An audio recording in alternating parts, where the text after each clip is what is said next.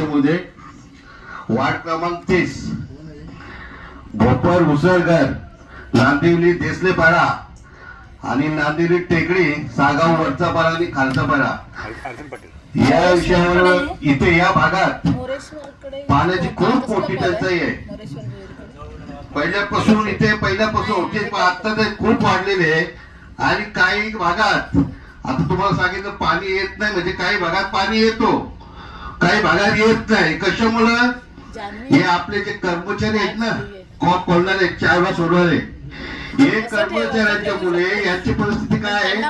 जे मोठे मोठे टावर आहेत इथे असे कोण कोणता तिथनं फोन येतो ना, आमची आम्ही टाकी भर घ्या आणि 5 ते 7 हजार रुपये महिन्याला पगार घेतात सोसायटी वाल्याकडनं कर्मचारी.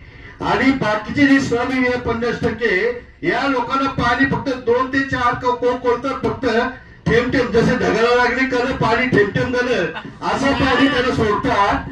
आणि अक्षरशः ते लोकांना मी वाढत फिरत होतो त्यावेळेला त्याने आम्हाला स्वतः महिना बघितलं, मी 100 रुपयामध्ये जेवण बनवण्यासाठी 4 हंडे पाणी विकत घेत होते. 100 रुपयामध्ये 4 हंडे विकत घेत होती.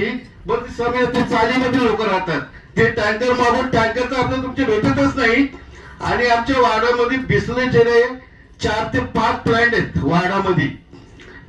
मग त्यांना 1000 तुम्ही उद्या 1000 बॉक्स ऑर्डर द्या, उद्याच्या उद्या त्याला पाणी येतं कुठलं?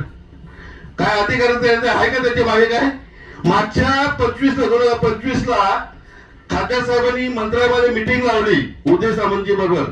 त्यांना मी सांगितलं सर्व कहाणी आमच्या वार्डातली. त्याने आम्हाला फक्त काय सांगितलं, मी बघतो म्हणून.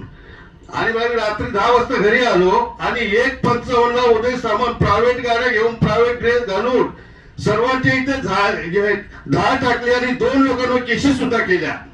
फक्त 2 महिने झाले आणि 2 महिने परत ते प्लॅट चालू झाले.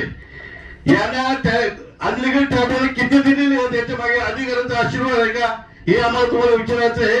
आणि 8 ते 10 टँकर आहेत, दिवसाला 5-5 फेऱ्या मारतात आणि प्रत्येक गावातच भरतात. यानं पाणी येतं कुठनं?